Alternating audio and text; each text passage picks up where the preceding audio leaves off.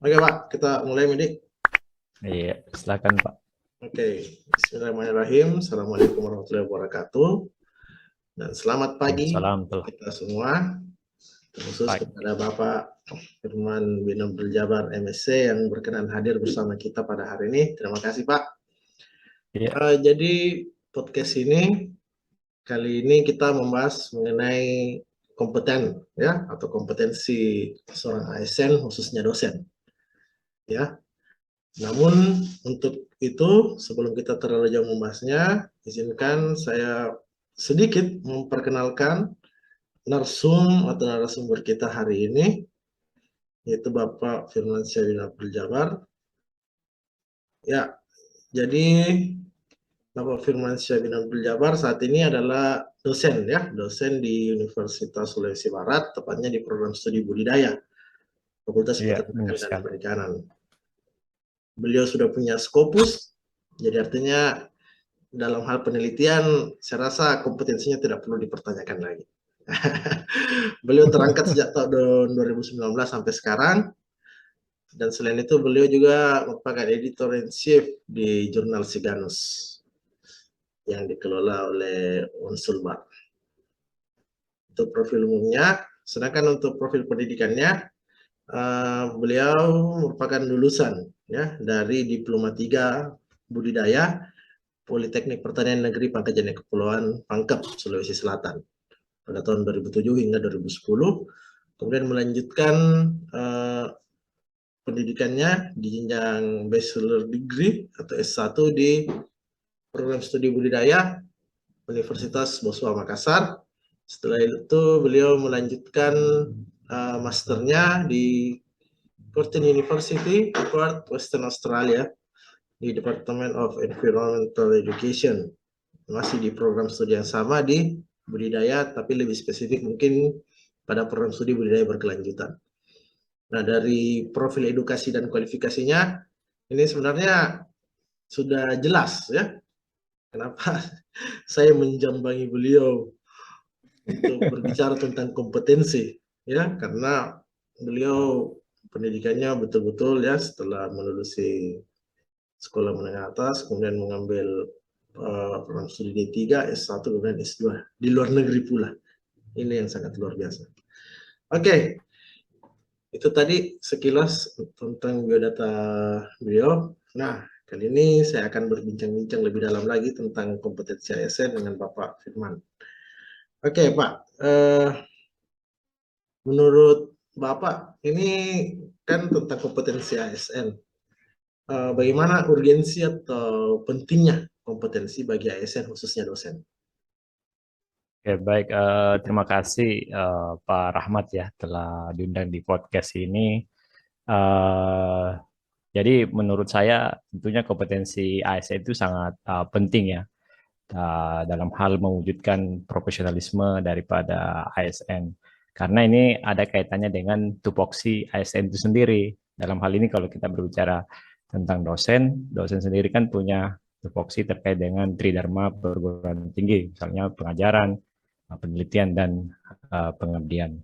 Jadi uh, uh, jadi saya pikir bahwa ASN harus memiliki kompetensi yang baik sehingga dapat berkontribusi signifikan ya, terhadap organisasi ataupun dalam hal pelayanan publik. Saya pikir uh, itu harus dimiliki oleh setiap ASN.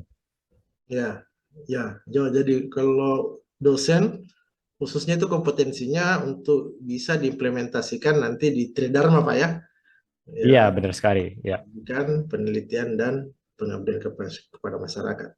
Berarti ya, kompetensi dosen ini cukup kompleks, Pak ya, karena ya benar sekali. Jadi beban dia beban kerjanya itu memang dia fokus di tiga ini, ya, pendidikan, penelitian, dan pengajaran. Jadi tidak muluk-muluk kita mengajar saja sebagai dosen, tapi kita juga harus meneliti. Nah, hasil penelitian itu kita harus diseminasikan ke masyarakat sebagai bentuk tanggung jawab kita sebagai akademisi ataupun peneliti. ya, wah, betul-betul kompleks ya. Seorang dosen harus memiliki kompetensi yang multitasking ya, seperti Iya, harus bisa mengajar, meneliti dan tidak lupa iya juga benar. harus Uh, berinvestasi. Makanya kita butuh ASN yang profesional, Ya, ya. Jadi pengembangannya itu harus continue dia, ya nggak bisa misalnya hanya cepat puas pada satu kemampuan saya, tapi kita harus terus belajar. oke, oke. Nah itu tadi Hmm. ya, bagaimana pandangannya Pak, Bapak Firman terkait kompetensi bagi ASN khususnya dosen. Jadi memang dosen itu memiliki tugas yang sangat kompleks sehingga kompetensinya juga pasti kompleks. Ya, jadi karena mereka dituntut untuk Ya. melaksanakan 3 norma perguruan tinggi. Oke, saya mengenal Bapak Firman ini ya dari Makassar waktu itu sempat sama-sama mengajar di salah satu perguruan Hmm. tinggi swasta ya. Dan saya kenal beliau ini orang yang atau figur yang betul-betul kompeten lah menurut saya karena saya selalu berpikiran bahwa orang yang menyelesaikan pendidikannya hingga S2 atau S3 dan dimulai dari tingkatan diploma itu memiliki nilai tambah yang sangat-sangat baik ya. Kenapa? Dibandingkan S1 yang hanya menguasai ilmu secara teoritik, nah, para lulusan diploma itu dia memahami keterampilan, memiliki keterampilan ya, sehingga Sekali. kita sebenarnya sebagai yang lulusan S1 tidak bisa terlalu membanggakan diri di depan teman-teman yang sudah S2 dan sudah diploma seperti itu. Nah, karena saya yakin mereka punya kompetensi yang lebih baik ya. Nah, dari perjalanannya Bapak Firman ini saya melihat bahwa sudah cukup panjang ya upayanya untuk senantiasa meningkatkan kompetensi. Nah ya, dan Bapak kan juga pasti suatu hari nanti akan menjadi dokter, insya Allah. Nah, Amin, amin, insya Allah. bagaimana menjaga semangat Pak untuk meningkatkan kompetensi? Mungkin bisa berbagi dengan para pemirsa podcast ini. Ya, Oke, baik. Sepertinya saya berbunga-bunga ya malam apa pagi ini ya, karena dipandu langsung ya, diberikan tadi pujian-pujian ya. Tapi sebenarnya sederhana sekali ya. ya, Jadi untuk mempertahankan semangat ya, semangat ya, untuk kompetensi seperti itu. Yang pertama kita harus cintai dulu apa yang kita lakukan, ya. Kita harus cintai pekerjaan kita, ya. Dengan kita mencintainya, otomatis kita akan jiwai dan kita akan melakukannya dengan sebaik mungkin. Lalu yang kedua, yang berikutnya adalah untuk menjaga semangat saya, misalnya untuk mengembangkan kompetensi saya. Jadi saya biasa menciptakan suasana kerja yang baik ya, ya, baik itu di kantor. Jadi saya membuat nyaman diri saya sehingga saya bisa lebih luas dalam berpikir, berinovasi dan berkreativitas untuk unit kerja saya di Unsulbar misalnya. Lalu yang ketiga itu saya selalu meningkatkan kepada diri saya agar tidak pernah cepat puas dengan apa yang telah saya capai dan selalu melakukan evaluasi-evaluasi. Nah, dari evaluasi itulah saya melihat masih ada ruang untuk berkembang. Makanya kita selalu berusaha untuk mencari peluang untuk ikut dalam suatu workshop atau pelatihan-pelatihan sehingga kita bisa mengembangkan potensi jauh lebih baik. Jadi belajar itu ya, meskipun kita jadi ASN atau dosen, bukan berarti kita akan stop belajar ya, tapi belajar itu adalah sepanjang hayat. Jadi menurut saya kurang lebih seperti itu sih sebenarnya. Jadi tidak muluk-muluk. Jadi intinya fokus juga, lalu ada target dan ya harus menjalin hubungan yang baik dengan kerja apa kolega misalnya ya. Jadi ya, kita oke. lebih semangat ya untuk tidak hanya untuk mengembangkan diri tapi juga untuk bekerja di bangsa dan tanah air kita. Mungkin begitu Pak Rahmat. Ya, ya, wah luar biasa sekali nih. Ada satu kalimat yang sangat filosofis saya kutip bahwa Ya, belajar itu sifat yang hayat ya. Jadi meningkatkan kompetensi itu semenjak tidak, hayat. iya, jadi meningkatkan kompetensi itu suatu keharusan ya. Sampai kita mati Benar, kita itu ya. senantiasa meningkatkan kompetensi kita ya. Iya, apalagi sekarang kan dunia Hmm, zaman itu perputarannya sangat cepat ya. Jadi ya, ilmu dan teknologi itu berkembang dan selalu berkembang. Dan kita juga harus senantiasa beradaptasi dengan perkembangan tersebut. Jadi dosen sekarang itu harus sifatnya dinamis. Di era seperti saat ini, di era keterbukaan, ya kita ya, juga harus lebih mawas diri ya, selalu mengingatkan ya, diri untuk mengembangkan diri. Jangan sampai ilmu yang kita berikan tidak up to date misalnya ya. Jadi kita harus selalu mengupdate software kita sendiri ya, sehingga mahasiswa kita Ya, juga mendapatkan sesuatu betul. hal yang baru. Oke. Ya, software dan brainware ya. Yang kita... Benar, software dan brainware. Oke, ayo Pak Firman, dalam perjalanan Ya, pasti tidak mulus seperti ya jalan benar tol ya, sekali. pasti menghadapi Ya. tantangan. Nah, dari pengalaman Bapak berupaya meningkatkan kompetensi yang dimiliki, eh, coba direfleksikan, kira-kira tantangan apa yang paling signifikan Anda rasakan dalam upaya meningkatkan kompetensi itu? Oke, Pak, saya pikir ya berdasarkan pengalaman saya kalau bekerja ya selama saya di ASN dan juga mungkin sebagai dosen ya. Jadi itu time manajemennya ya antara melaksanakan tanggung jawab dan juga pengembangan diri. Jadi kita harus bisa mengatur dengan baik hal tersebut karena sebagaimana di awal yang saya katakan bahwa dan Pak Rahmat juga tahu bahwa itu sangat kompleks ya terkait dengan beban dosen, ada pengajaran, penelitian dan apa namanya pengabdian. Jadi kita butuh waktu ya atau schedule dengan baik, memanage dengan baik waktu kita. Jangan sampai kita hanya fokus pada tugas kita, tapi kita lupa untuk pengembangan diri. Jadi menurut saya time management itu sangat penting ya. Jadi tantangan tersendiri bagi saya. Jadi kalau masalah terkait dengan peluang, saya pikir kementerian selalu menyediakan peluang-peluang bagi dosen untuk mengembangkan diri termasuk institusi kita. Jadi kurang lebih seperti itu sih sebenarnya. Jadi tidak Nah, ada yang terlalu ini. oke, time management Pak ya, manajemen waktu Iya, yang benar. paling Ya, signifikan ya, yang dapat iya, menentukan apakah iya jalan benar sekali. meningkatkan kompetensi atau tidak. Seperti yang sudah disampaikan tadi ya, karena dari faktor eksternal selebihnya sebenarnya mendukung Pak ya untuk meningkatkan Iya, insya Allah. kompetensi. Sisa Iya, dari kitanya mah, dari kitanya saja ini. iya. Oke, oke, meningkatkan kompetensi itu kita pasti apa berkaitan ya dengan bagaimana kondisi lingkungan ya. Nah, dari Iya, pengalaman Pak Firman, iya. bagaimana peran keluarga, ya, kolega, rekan sejawat atau kerabat dalam mendukung upaya mencapai kompetensi tersebut yang sudah Bapak raih hingga saat ini? Iya. Oke, baik kalau terkait dengan peran keluarga tentunya itu sangat vital ya. Karena terus terang saya family man ya. Jadi jadi keluarga saya itu adalah semangat saya, ya semangat saya. Jadi saya sangat-sangat butuh dukungan dari keluarga dengan apa yang saya lakukan untuk mereka ya atau untuk pekerjaan saya itu sendiri.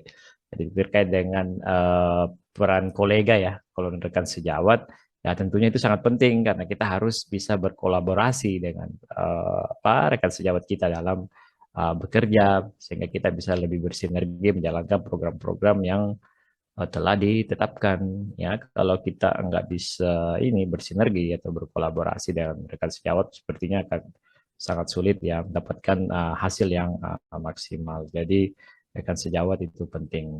Lalu yang tadi yang terakhir apa? Ada nggak itu? Rekan Eh, sejawat, keluarga. rekan sejawat,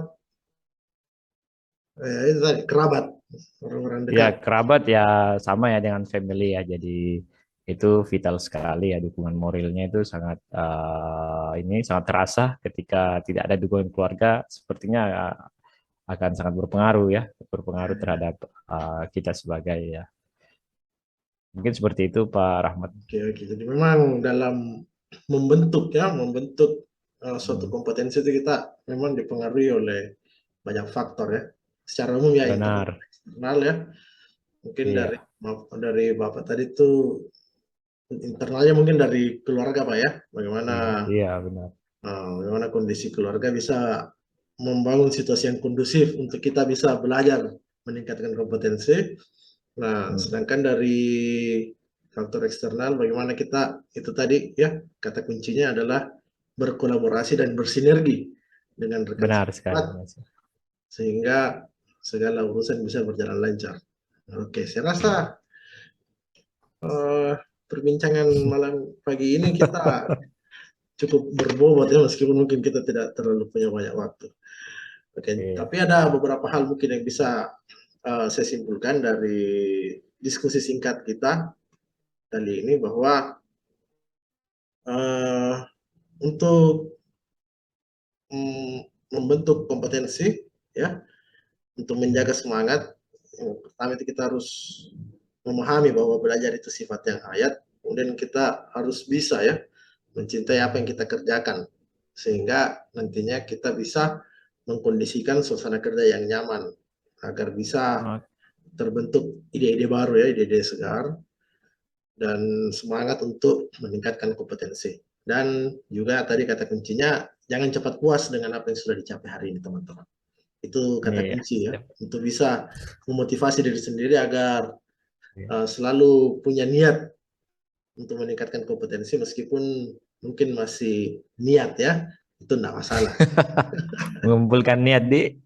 Niat itu saja sudah bagus sekali, itu kalau dalam pahala itu. Iya. Adapun tantangannya yaitu manajemen waktu, ya, karena kita sebagai ASN Ya, punya tanggung jawab di institusi, namun kita tidak boleh terlena karena kita harus tetap bisa mengembangkan diri. Terlebih kita adalah ASN dosen yang punya kompleksitas tersendiri dalam bekerja, karena kita benar. harus mengajar, kita juga harus meneliti dan melakukan pengabdian. Nah, terkait dengan lingkungan, lingkungan sosial, titik tekannya mungkin lebih kepada bagaimana kita berkolaborasi dan bersinergi dengan rekan sejawat atau kolega agar apa yang kita cita-citakan dalam mencapai atau membentuk kompetensi yang kita inginkan itu bisa berjalan lancar. Terlebih ya, dukungan keluarga itu sangat penting untuk, terutama mungkin untuk menjaga mental kita ya, begitu Pak ya. Ya, benar sekali. Iya. Oke, terima kasih Pak Firman. Namun sebelum kita Ya. akhiri, mungkin ada closing statement dari Pak Firman terkait kompetensi bagi rekan-rekan ASN ini. Silakan Pak. Oke, baik. Jadi closing statementnya ya, karena ini terkait dengan pengembangan kompetensi ya. Jadi kalau datang suatu kesempatan, silakan dimanfaatkan dengan baik. Jadi jangan berharap dapat kesempatan kedua. Jadi saya itu selalu berpikiran tidak mengharapkan kesempatan kedua. Jadi saya senantiasa akan melakukan yang terbaik di setiap kesempatan yang saya miliki. Lalu kunci dari segala kesuksesan sebenarnya itu adalah konsisten. Jadi kinerja itu bisa baik ya ketika kita konsisten melakukan apa yang menjadi tugas kita, terus dengan dalam hal kaitannya dengan pengembangan kompetensi. Jadi mungkin kurang lebih seperti itu, Pak Rahmat. Wah, luar biasa sekali Pak Firman ini. Yang terakhir ini justru sepertinya lebih menjadi kesimpulan ya, bukan hanya tapi terkait kinerja dan lain sebagainya. Ya, jadi Iya. itu teman-teman ya, kalau ada peluang langsung sambar ya. Do it, do it, do it. Ya. Bukan do it ya, bukan do it, tapi do it ya, lakukan. Ada peluang lakukan. Oke, Pak Ya. Firman, terima kasih Ya. atas kesempatan yang diberikan sudah meluangkan waktu untuk berdiskusi dalam rangka penugasan Latsar ini. Semoga kita semua diberi kelancaran dalam melakukan aktivitas sehari-hari. Dan akhir kata, wabillahi taufiq wal hidayah. Wassalamualaikum warahmatullahi wabarakatuh. Terima kasih Pak Firman. Waalaikumsalam warahmatullahi wabarakatuh. Ya, sama-sama, sama-sama, sama-sama.